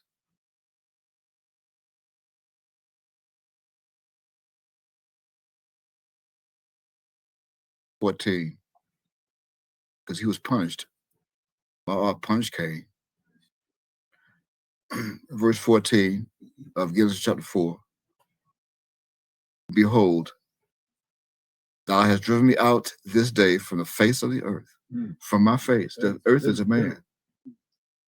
And from thy face shall I be hid. And I shall be a fugitive and a vagabond in the earth. It shall come to pass that everyone that findeth me shall slay me. Verse 15, and the Lord said to him, therefore whosoever slayeth Cain, vengeance shall be taken on him sevenfold. And the Lord set a mark upon Cain, lest any finding him should kill him. And I'm the only one who can find him with the mark, and I'm killing him because he missed the mark. According to Greek, reference G624, G264, pardon me. According to Strong's G264, he missed the mark. To miss the mark, he misses it. And he also missed and wandered from the path of righteousness, of uprightness and honor, to do or go wrong. He went wrong. He missed the mark. I set a mark on him. He missed it. He ignored it. And he couldn't rule perfectly for 6,000 years. He missed it. I put the mark on him. He missed it. Mark what? Wav. I put Wav on him in front of him to help him to rule properly and righteously, but he didn't do it. He missed it. To do what? To wander from the law of God and violate God's law. We are still in G264. of that Greek word, hamartano, hamartano, hamartano, Greek. And you can see, if you go to it, G264, you see that it came from alpha as a negative particle. This is sin. We still dealing with sin. Now go back to 266. And you can also see that he is to be without a share in it. See, to miss the mark.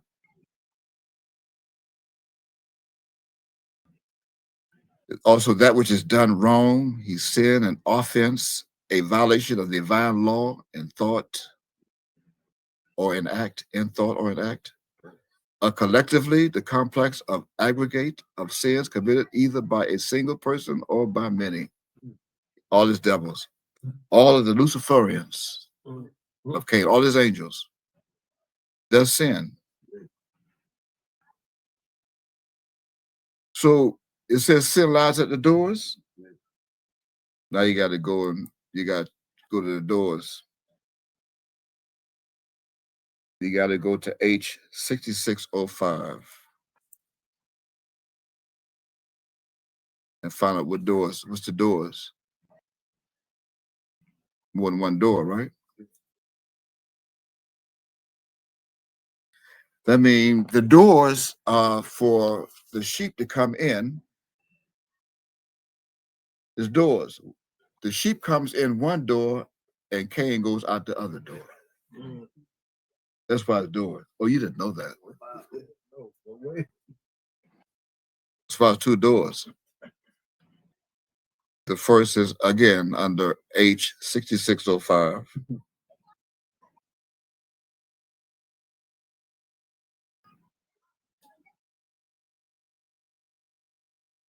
And how would wait? Somebody had to seal these doors, though, didn't it? Yeah. Oh, so go to your Bible again. Go back to where? Micah, chapter what? 7. So go back to Micah chapter 7. Let me show you these doors were sealed. The same Micah sealed the doors, and that's why they're in Matthew chapter 24 today, and verse 33. The third book of the Bible is Micah. Micah sealed the doors in the book 33 in chapter 7 and verse 5. See 5? Hey, trust ye not in a friend. See, I'm going to speak to you. You're not going to trust a friend. Is ye have to be taught this. Trust ye not in a friend, and put ye not confidence in a God. Ye, all of ye who are following these men, these false shepherds, and they want to guide you into the Passover. Don't trust in them if they're your friend. See, friend, Facebook. A friend on Facebook. And don't put your confidence in God. Ye, and keep the doors of thy mouth from her that lieth in thy bosom. Who? Cain's wife. See the doors? Yeah. Sealed.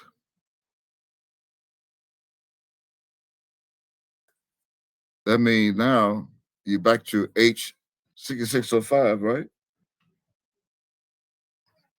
H66, no etymology, H6605.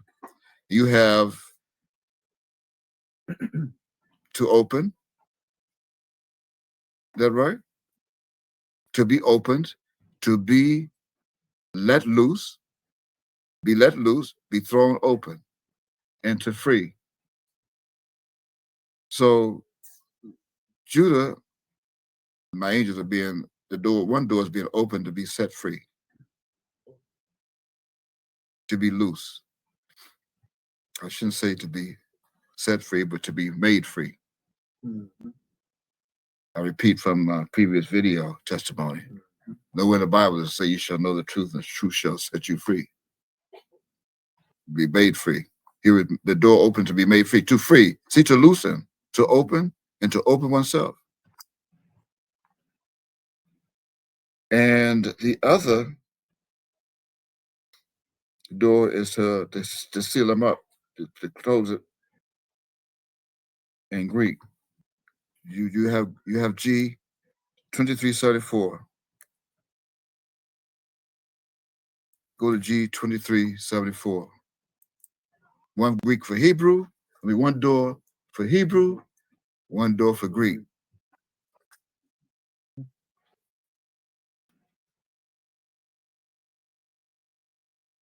Now this door is going to enter the kingdom of hell.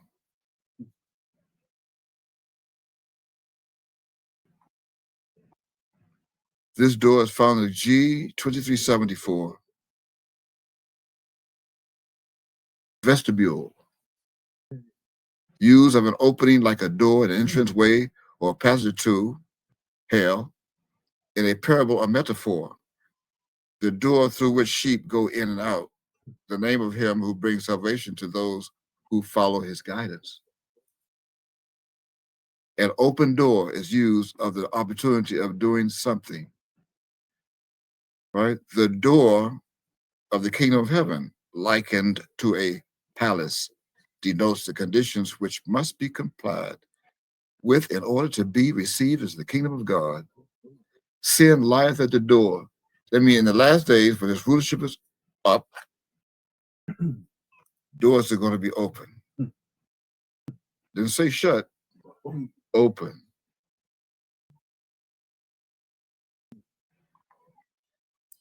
And some are going to be open for the righteous to come in, and some are going to be open, one will be open for the wicked to go in.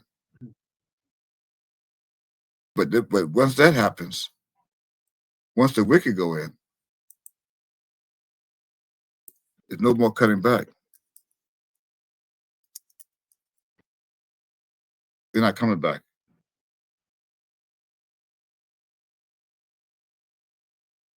I guarantee you that. So like what happened in Genesis chapter 19, verse 6.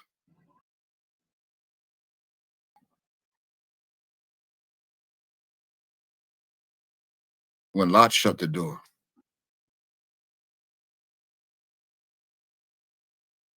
And in 2 Kings chapter 4, verse 4, we'll use that one. 2 Kings chapter 4, verses 4 and 5. And when thou art come in, thou shalt shut the door upon thee and upon thy sons, and shalt pour out into all those vessels, and thou shalt set aside that which is full. So when she went from him, and shut the door upon her and upon her sons, who brought the vessels to her, and she poured out. Shut the door.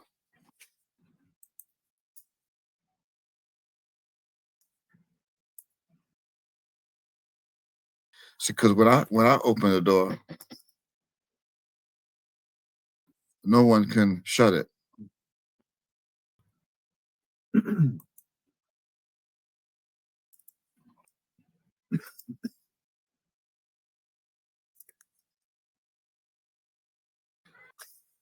So I'm going to shut.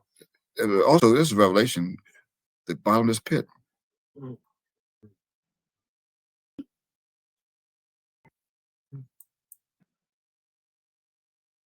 It's all prophetical to be fulfilled.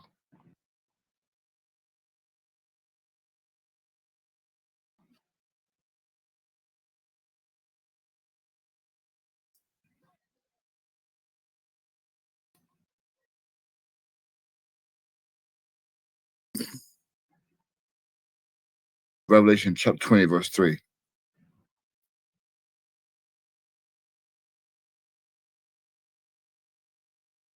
20 is in Revelation. Revelation chapter 20, verse 3. I'm going to start at verse 1. Verse 1.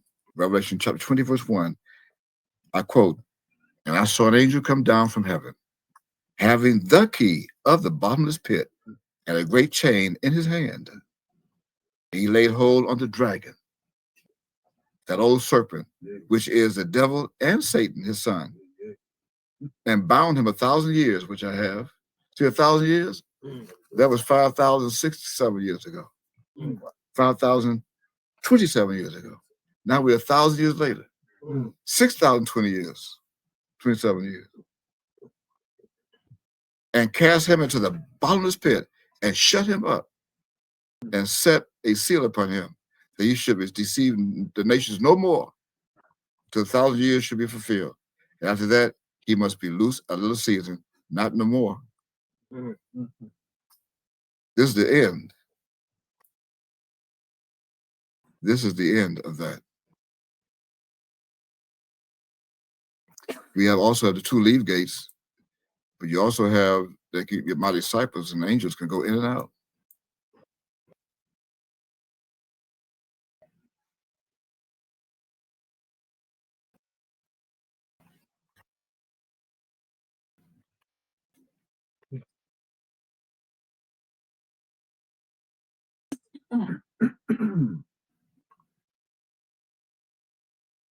Look at Revelation chapter 3. And we'll close with this one. Now you understand the concept now? The doors were sealed by Micah in chapter 7, Micah chapter 7, verse 5. And now I'm loosening the doors so you can go in and out as we keep the devils in. Sealed in. Revelation chapter 3, verse 8. I'll close with this.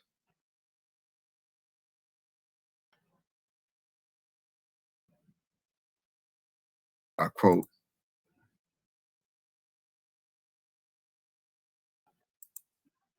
I know thy works.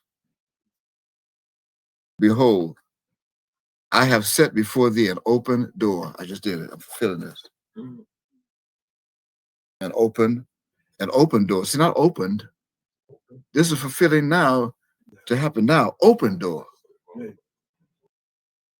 I set before thee an open door, because will come in, and no man can shut it.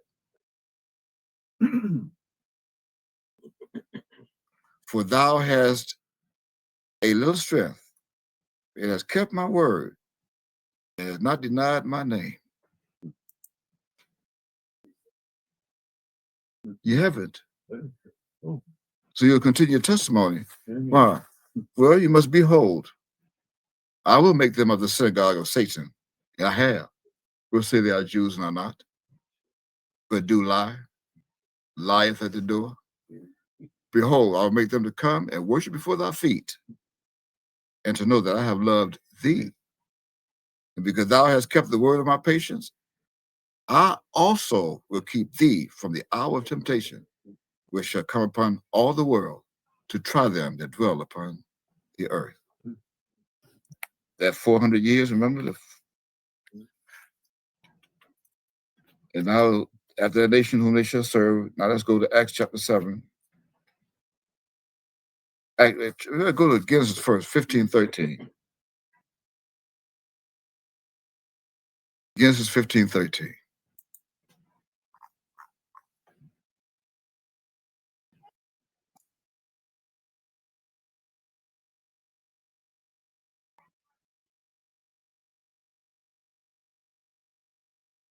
Genesis 15:13. And he said unto Abram, know of a surety that thy seed shall be a stranger in a land that is not theirs, and shall serve them, and they shall afflict them 400 years. That's the 400 years. Remember I spoke of 400 years with the time and being in his hand? Daniel chapter 7. Now look at Acts chapter 7, verse 6, so you can see how they were brought into the land. Acts chapter 7, verse 6. There's some wise ones there.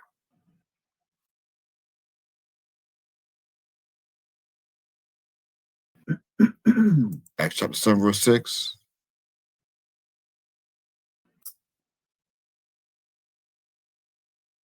I quote, and God spake on this wise, that his seed should sojourn in land, a strange land, that they should bring them into bondage, and entreat them evil 400 years.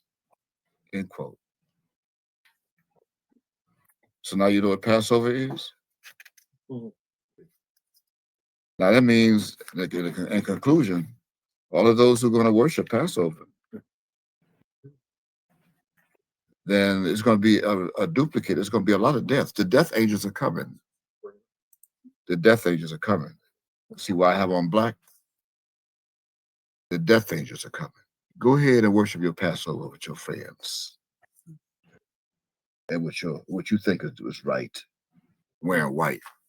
Go ahead and worship and eat Passover unleavened bread with bitter herbs, some lettuce with vinegar, some lamb meat, your red meat.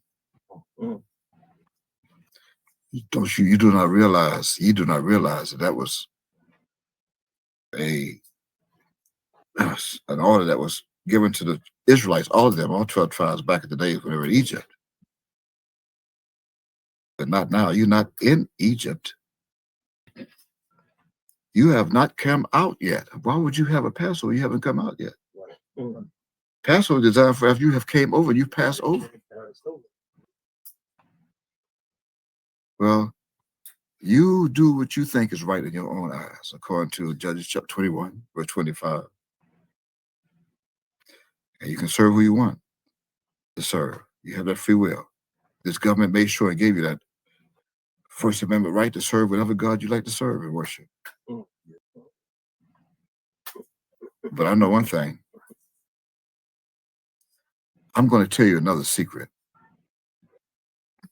Here's another secret that I'm preserving just for you. I preserve it just for you today. Here's a secret I preserve just for you. It goes like this. Watch the screen now. Watch the screen.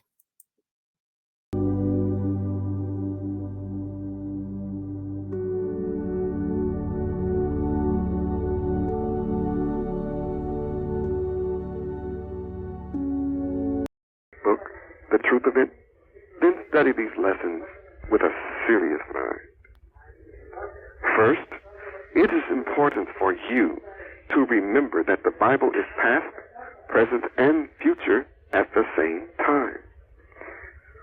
The Bible is written literally, figuratively, prose and poetically, symbolically, and prophetically, metaphors, in similes, as well as allegorically.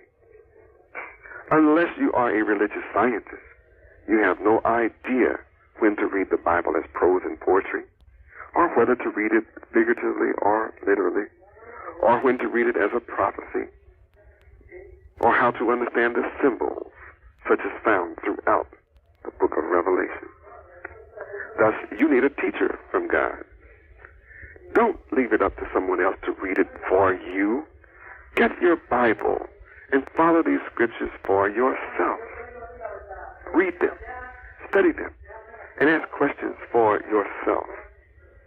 But if you have any personal questions you like or comments, you don't want the world to read it, write it down in an envelope, write it on paper, put it in an envelope, mail it to, with postage stamp and mail it to the Celestial Lodge of Miami.